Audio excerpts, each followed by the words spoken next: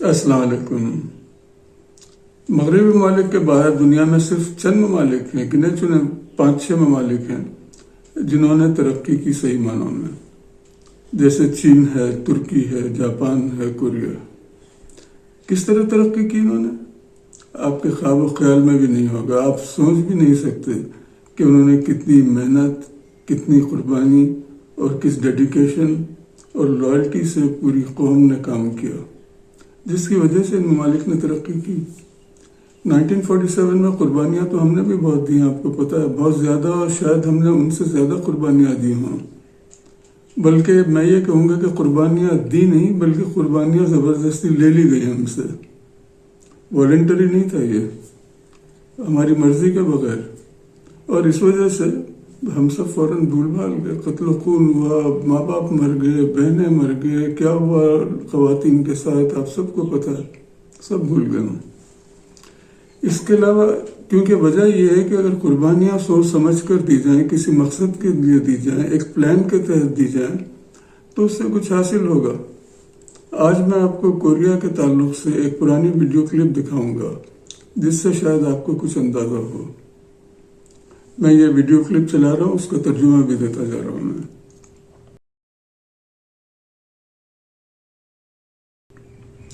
کیا آپ کو کوریا کے بارے میں علم ہے؟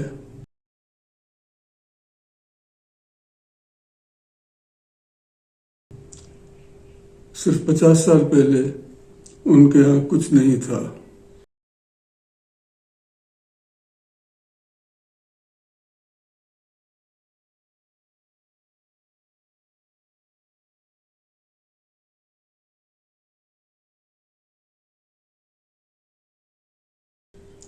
کوریا کی جنگ کے بہت ہولناک اثرات تھے۔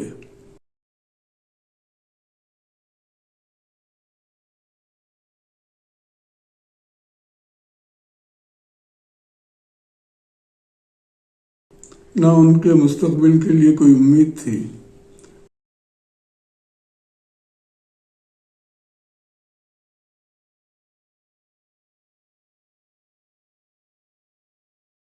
ان کے لیے کل کا کیا مطلب تھا؟ جیسے آج، یعنی بہتری کی کوئی امید نہیں تھی، لاشیں تھیں، فاقے تھے، بیماریاں تھیں، ایک اور دن زندہ رہ سکنے کی جنگ تھی۔ کل یا مستقبل ان کے لیے آج یا موجودہ دور کا ہی دوسرا نام تھا۔ صرف دعائیں تھیں جو وہ کر سکتے تھے۔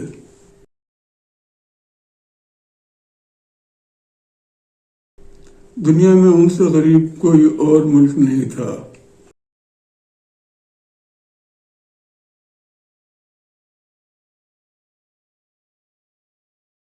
ان کا خواب صرف یہ ہوتا تھا کہ کسی طرح ایک دن اور زندہ رہ لیں، ایک دن اور زندہ رہ سکیں۔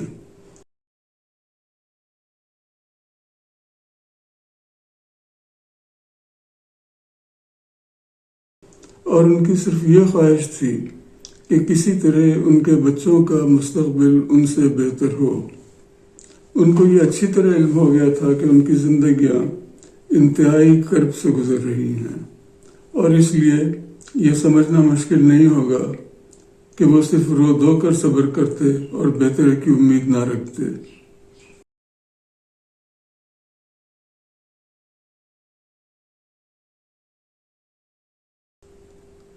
لیکن نہ انہوں نے ہار مانی، نہ کوششیں ختم کی انہوں نے کہ کچھ نہیں ہو سکتا۔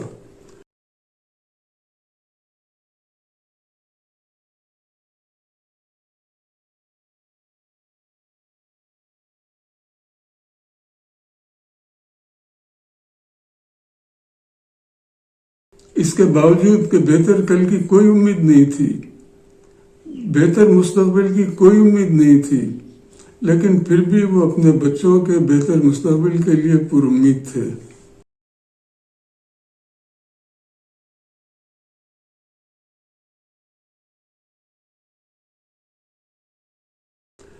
اس وقت اقوام متحدہ کے 120 ممالک تھے،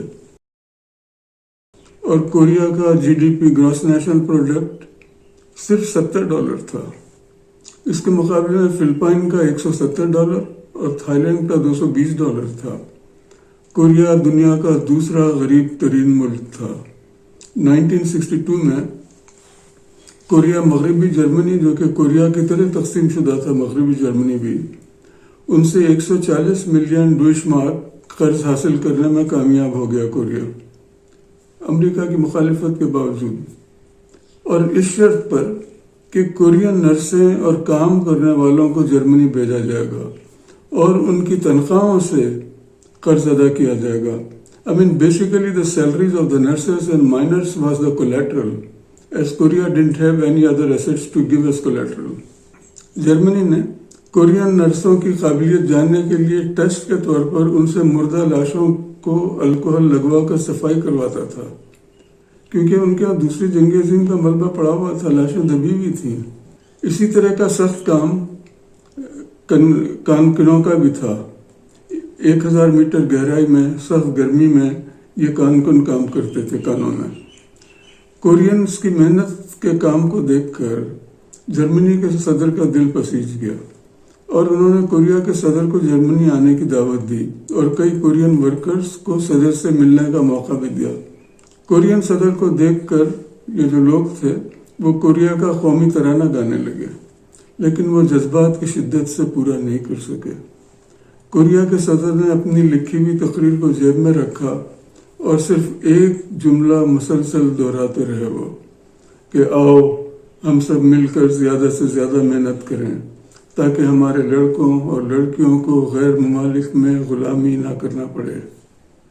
اس پر مائنرز جرمنی کے صدر سے اپیلیں کرنے لگے، رونے لگے، چیخنے لگے کہ ہم سے جتنا چاہے کام لے لو، جو چاہے ہم سے کام لے لو، لیکن ہمارے حالات بہتر کرنے کے لیے ہمارے صدر کی مدد کی جائے۔ اور اسی دوران کوریا کے صدر کی روتے روتے ہچکیاں بن گئیں، ہچکیاں رک نہیں رہی تھیں، اور وہ واپسی میں صدر کے ساتھ یعنی جرمن صدر کے ساتھ بیٹھے تھے اور واپسی میں بھی ان کا یہی حال تھا، جس پر جرمنی کے صدر نے ان کو آنسو صاف کرنے کے لیے اپنا رومال دیا اور دلاسا دیتے ہوئے وعدہ کیا کہ وہ اور جرمن عوام کوریا کی مدد کریں گے۔ تو کوریا کی ترقی کا سفر ان نرسوں اور کام کرنے والے ورکرز کی قربانیوں اور ان کے گرتے ہوئے آنسوؤں سے شروع ہوا تھا۔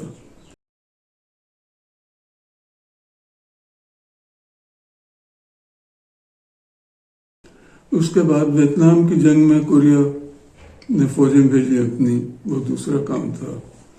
کوریا کی بڑی ایکسپریس وے، کیونکہ جنگ جو ہوئی تو ظاہر ہے جنگ لڑنے کے لیے قربانیاں دی انہوں نے، تو کوریا کی بڑی ایکسپریس وے بنانے کا کام جو تھا، اس کا جو پیسہ تھا وہ ویتنام میں بھیجے گئے فوجیوں کی تنخواہوں سے لیا گیا تھا۔ یہ ایکسپریس وے کوریا کی شہرگ ہے آج بھی، جس سے معاشی ترقی شروع ہوئی۔ کنسٹرکشن ورکرز مڈل ایسٹ کی تپش اور شہروں میں دن رات کام کرتے تھے تاکہ ملک کے لیے زیادہ سے زیادہ فورن ایکسچینج کما کر بھیجیں، اور کوریا میں کم عمر لڑکیاں گارمنٹس کی اور جوتوں کے کارخانوں میں محنت کرتے تھے، صرف رامن جو کہ ان کی غذا ہے وہ کھا کر گزارا کرتے تھے تاکہ پیسے بچا کر اپنے بہن بھائیوں کو پڑھا سکیں، اور آخر کار ہم جمہوریت بھی لے کر آئے۔ وہ تھا 1950، اور اس کے 50 سال بعد یعنی 2000 میں سن 2000 میں کوریا نے کیا حاصل کیا آخر؟ دنیا کی تیسری بڑی کنسٹرکشن انڈسٹری، دنیا کا 5واں بڑا نیوکلیر انرجی استعمال کرنے والا ملک، دنیا کا 5واں بڑا اسٹیل کی مصنوعات بنانے والا ملک، شپ بلڈنگ میں دنیا کا سب سے بڑا ملک، دنیا کا 12واں بڑا امپورٹ ایکسپورٹ سینٹر اور 4تھا بڑا فارن ایکسچینج رکھنے والا ملک۔ دنیا کی آبادی سے لحاظ سے کورینز کے پاس سب سے زیادہ پرسنل کمپیوٹرز ہیں، سب سے بڑا براڈ بینڈ ہے، سب سے زیادہ تعلیم یافتہ لوگ اور بہترین تعلیمی نظام ہے، سب سے بڑے ڈیجیٹل مواقع والا ملک ہے۔ تو کیا آپ میراکل یعنی معجزوں پر یقین رکھتے ہیں؟ تو یہ ہے کورین میراکل یعنی کوریا کی معجزاتی ترقی کا راز۔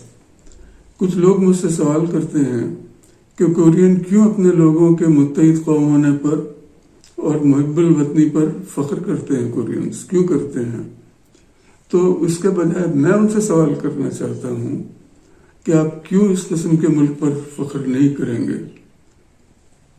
صرف غربت ختم کرنا ہی جواب نہیں ہے.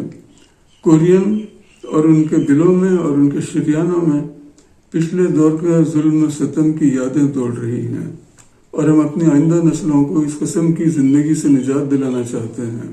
ہمارے آج کی کامیابی کی بنیاد اسی لیے ہے، ہم اسی جذبے سے سرشار ہیں. جو ہمارا پچھلا جو ہولناک ماضی تھا وہی ہماری کامیابی کی بنیاد. یعنی ہم آج سخت محنت اور قربانیاں اس لیے دے رہے ہیں تاکہ ہماری اولادیں ہماری جیسی غربت اور تنگ دستی سے محفوظ رہیں. اور ہم وعدہ کرتے ہیں کہ اپنے لڑکوں اور لڑکیوں کو ایک بہترین ملک دے کر جائیں گے. ہم انہیں ایک ایسا ملک دے کر جائیں گے جس پر وہ فخر بھی کر سکیں. مجھے اپنے ملک کوریا سے محبت ہے. تو کورین میریکل کیا ہے؟ کورین اور ان کے دلوں میں اور ان کی شریانوں میں پچھلے دور کے ظلم و ستم کی یادیں دوڑ رہی ہیں، اور ہم اپنی آئندہ نسلوں کو اس قسم کی زندگی سے نجات دلانا چاہتے ہیں. ہمارے آج کی کامیابی کی بنیاد اس لیے ہے کہ ہم اسی جذبے سے سرشار ہیں. ہم قربانیاں اس لیے دے رہے ہیں کہ ہماری اولادیں ہمارے جیسی غربت اور تنگ دستی سے محفوظ رہیں. ہم وعدہ کرتے ہیں کہ ہم اپنے لڑکوں کو اور لڑکیوں کو ایک بہترین ملک دے کر جائیں گے. ہم انہیں ایک ایسا ملک دے کر جائیں گے جس پر وہ فخر کر سکیں. اور دیکھیں آپ، کوریا نے، کورین ورکرز نے، کورین کمپنیز نے، ہائیونڈائی وغیرہ نے یہی مڈل ایسٹ سے، یہی سعودی عرب سے، کویت سے، بحرین سے، ابوظہبی سے، یہیں سے پیسے کمائے انہوں نے اور اپنے ملک کو بنایا. ہم نے، مطلب پاکستان نے، انڈیا نے، بنگلہ دیش نے اور کئی ممالک نے کورین سے کہیں زیادہ پیسے کمائے، کئی گنا زیادہ پیسے کمائے، اور ابھی تک کما رہے ہیں. لیکن رزلٹ دیکھیں، کیوں ڈفرینٹ ہے رزلٹ؟ جذبہ لوٹ مار کا نہیں ہے ان کا. دیکھیں آپ، ملک بنانے کے لیے اس قسم کا جذبہ چاہیے ہوتا ہے. اس کے بغیر ملک نہیں بن سکتا. تو کیا آپ سمجھتے ہیں کہ ہمارے سیاسی لیڈران یا ہمارے مذہبی لیڈران یا ہمارے علماء یا ہمارے دانشور، ہمارے دوسرے جو طبقات ہیں، ہماری سول سروس ہے، ہمارے افواج ہے، ہمارے عدلیہ ہے، ہماری پارلیمنٹ ہے، یا ملک کا کوئی بھی طبقہ ہو یا عوام ہے سب سے بڑھ کر، کیا ان میں اس قسم کا جذبہ ہے، اس قسم کی لائلٹی ہے؟ اگر آپ سمجھتے ہیں کہ ہے تو پاکستان بن جائے گا، اور اگر آپ سمجھتے ہیں کہ نہیں ہے تو پھر ملک اور ملک کے انٹرسٹ کے لیے ہم تو کبھی سیریس ہی نہیں رہے. اس ویڈیو میں تو آپ نے صرف ہائی لائٹس دیکھے ہیں. دوسرے ویڈیوز میں نے ان کا اصل کام بتلایا اور اس کے اسٹیپس بتلائے تھے کہ وہ کس طرح کام کرتے تھے اور ابھی بھی کرتے ہیں وہ. اور یہ سمجھنا کہ کوریا نے پاکستان کے پلانز پر عمل کر کے ترقی کی ہے، صحیح نہیں ہے. بلکہ ہم کو نہ علم ہے کہ کوریا نے کس طرح ترقی کی. ہم تو بس امریکہ، سیکنڈ ورلڈ وار، ہم تو یہی کہتے ہیں کوئی نہ کوئی، یعنی ہم یہ ثابت کرنے کی کوشش کرتے ہیں کہ کوریا لوگوں نے، کوریا والوں نے، کوریا کے صدر نے کوئی محنت نہیں کی، بلکہ امریکہ نے ان کی مدد کی تو وہ ترقی کر گئی. ہم یہ سمجھتے ہیں. دیکھیں آپ، یہ ہے سٹوری ان کی. کوریا تو دور کی بات ہے. آپ کو علم ہے کہ ایوب خان کے دور میں پاکستان دنیا بھر میں تیز ترین رفتار سے ترقی کر رہا تھا. ہم کو تو ایوب خان صاحب کے ماڈل کا بھی علم نہیں ہے کہ ان کا کیا ماڈل تھا. کسی نے ایوب خان کے ماڈل کو نہ اسٹڈی کیا، نہ اس پر ریسرچ کی، جبکہ کم از کم اس پر تو ہم کو ریسرچ کرنا چاہیے تھا کہ کیا تھا ایوب خان کا ماڈل، تاکہ اس سے کچھ سیکھ لیتے. ان ویڈیو سے آپ کو یہ اندازہ بھی ہوگا کہ قومیں اپنا آپ کو عقل مند سمجھنے سے نہیں بنتی، خود اپنی تعریف کے قلابے ملانے سے نہیں بنتی. دوسروں کے ہمارے لیے کتنی عزت ہے یہ تو آپ نے صدر ٹرمپ کا سعودی عرب کے فرمان روا کے بارے میں بیان سن کر اندازہ ہو گیا ہوگا. قومیں بنتی ہیں عقل کا صحیح استعمال اور قابل تعریف کام کرنے سے. اب میں یہاں کچھ چیزیں بتلاؤں گا. کوریا کی ترقی اور ان کی پالیسیز کے پیچھے کیا تھا؟ ان کا جذبہ تھا۔ سب کہتے ہیں کہ ایوب خان کے دور میں پاکستان میں بے پناہ ترقی ہوئی تھی۔ دراصل ترقی اس سے پہلے بھی بہت تیزی سے ہوتی رہی تھی۔ ایک ملک کو خالی بنجر زمین سے ایک ملک کو کھڑا کیا گیا تھا، ایک نیا ملک جو اس سے پہلے نہیں تھا، اس کے ادارے بنائے گئے تھے۔ ایوب خان سے پہلے ہی 47 میں ہی ترقی کا سفر شروع ہو چکا تھا، گو کہ اس دوران سیاسی ادارے کام نہیں کر رہے تھے، یعنی پارلیمنٹیرینز اور سیاستدان وہ اپنے دھندوں میں لگے ہوئے تھے، لیکن ملک آگے بڑھ رہا تھا، سول سرونٹس کام کر رہے تھے۔ لیکن آپ دیکھیں کیونکہ ہمارے یہاں کوئی تاریخ تو ہے نہیں، ڈسٹرکٹیو مینٹالٹی ہے، تو کوئی نہیں لکھتا، کوئی کنٹریبیوشن یا کوئی کریڈٹ نہیں دیتا پچھلے کاموں کو۔ ہمارے دانشوروں کا یہ خیال ہے کہ کوریا نے پاکستان کے 5 سالہ منصوبوں پر عمل کر کے ترقی کی، بالکل نہیں۔ ان کا جذبہ تھا، ان کا ڈیڈیکیشن تھا، ان کی لائلٹی تھی، اس سے ترقی کی۔ اور ایوب خان کے دور میں جیسے ہی ہمارے حالات کچھ بہتر ہوئے، وہ جذبہ ختم ہو چکا تھا، بے ایمانی کا دور شروع ہو چکا تھا۔ اب ہمارے لیڈران ترقی کرانے کے بہت دعوے کرتے ہیں، لیکن کیا عوام میں اور لیڈران میں یہ جذبہ ہے؟ اگر ہم کو ترقی کرنا ہے تو یہ جذبہ حب الوطنی اور عوام کو متحد قوم بنانے پر بہت کام کرنا پڑے گا۔ میں نے اپنی ایک ویڈیو میں پہلے یہ کہا ہے کہ ترقی یافتہ قوم بنانے سے پہلے آپ ملک کو متحد کیجئے، عوام کو متحد کیجئے۔ والسلام۔